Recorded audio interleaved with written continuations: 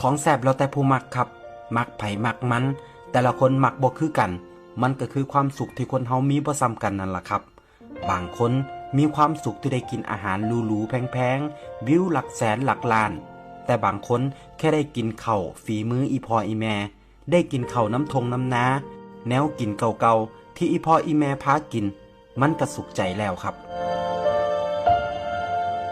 ต้นทุนวิถีชีวิตที่แตกต่างกันมันก็เฮ็ดให้คนเฮาสุขไผสุขมันว่ากันบ่ได้เฮาถูกเลี้ยงมาจากแนวกินแบบใดเฮาก็มักอันนั้นบ่แปลกหรอกครับ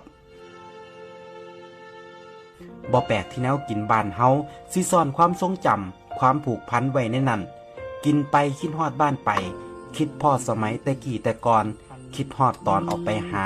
มาอยากมากินเฮาเคยผูกพันกับแนวกินอันใดไปอยู่ไกลบ่ได้กินคือเก่าเฮาก็อยากหวนคืนกลับมากินมันอีกแนวกินหลายอย่างมันกลายเป็นภาพแทนของไทยบ้านเฮาเลยก็ว่าได้ครับแค่เห็นข้าวเหนียวส้มตำลาบก้อยข้างทางหรือแนวกินอีสานบ้านเฮาอยู่ต่างถิ่นเฮาก็คิดฮอดบ้านแล้วแต่เชื่อบ่ครับมันบ่แซ่บสำกับมากินน้ำครอบครัวเฮาบ่เคยบอกว่าแนวกินบ้านเฮาดีกว่าไทยอื่นแค่อยากบอกว่าสำหรับเฮาแล้วแนวกินฝีมืออีพ่ออีแม่แซ่บที่สุดสำหรับเฮาเท่านั้นแม้ว่ามันอาจบ่ได้แซ่บสำหรับคนอื่นก็ตามครับ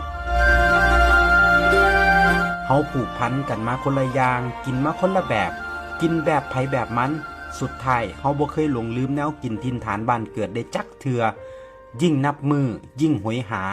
ยิ่งถอยห่างไกลบ้านยิ่งคิดฮอดยิ่งอยากกินมันเป็นธรรมชาติของชีวิต